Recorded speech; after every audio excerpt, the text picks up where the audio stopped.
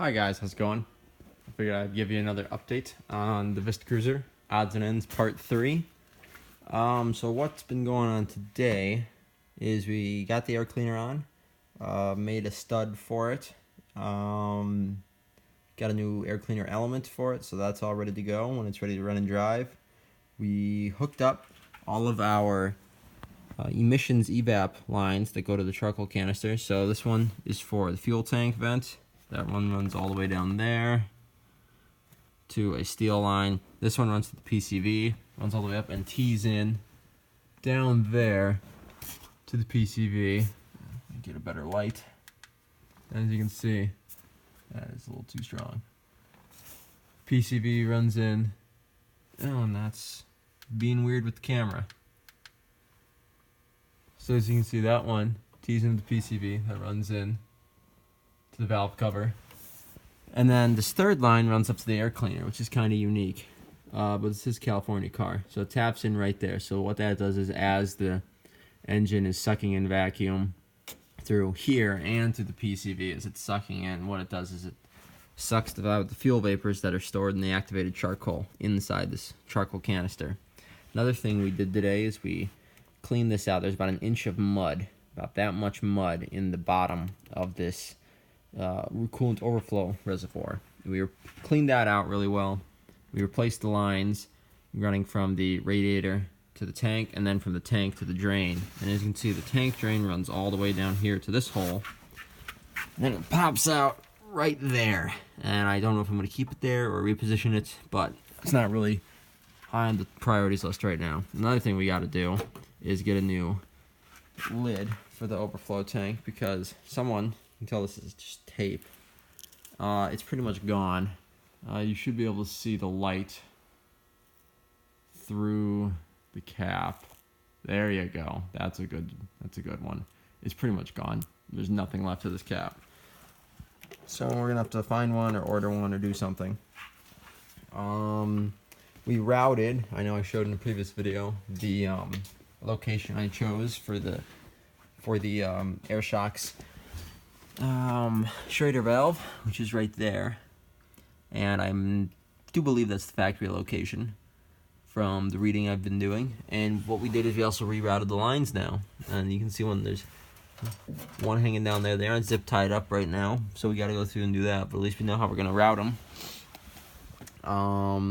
Also, I was prepped to put the fuel tank in today. As you can see, the sending unit is out because I forgot I had to test it, and it really does not seem like it wants to work. We're only getting 8 volts of power to the connector, and I believe we're supposed to be getting 12. The shop manual does not say anything about what kind of voltage we're supposed to be getting. I'd assume it's 12.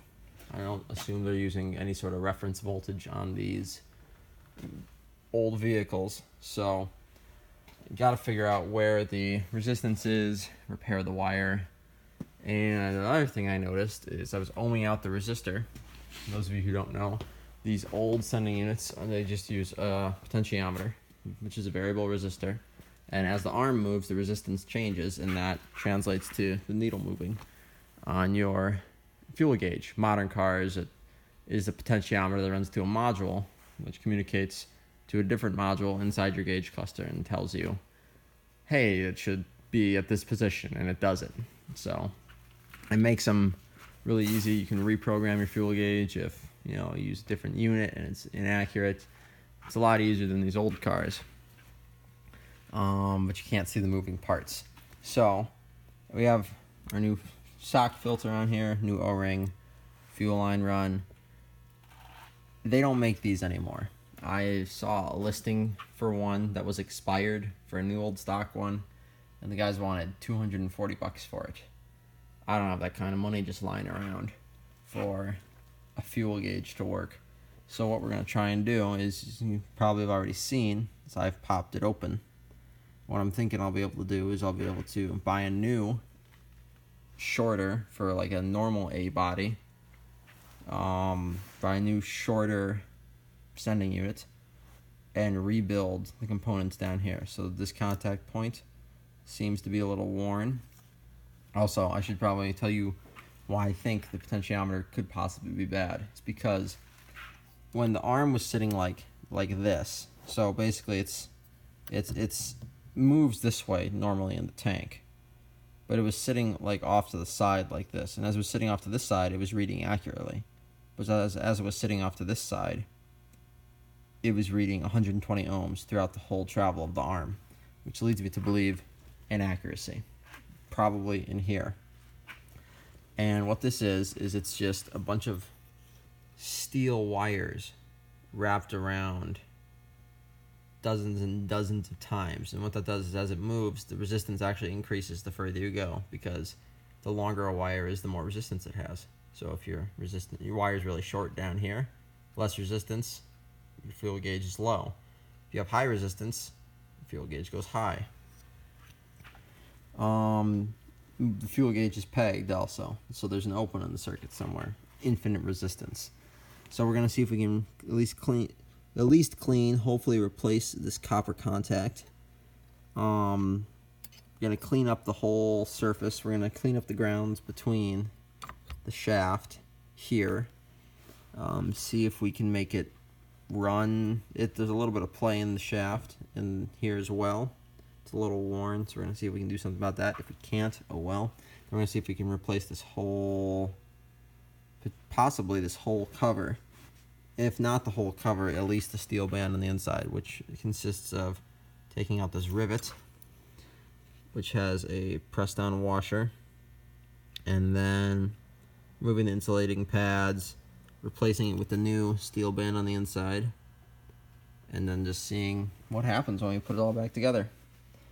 So we're down to some tedious work to get this thing working correctly.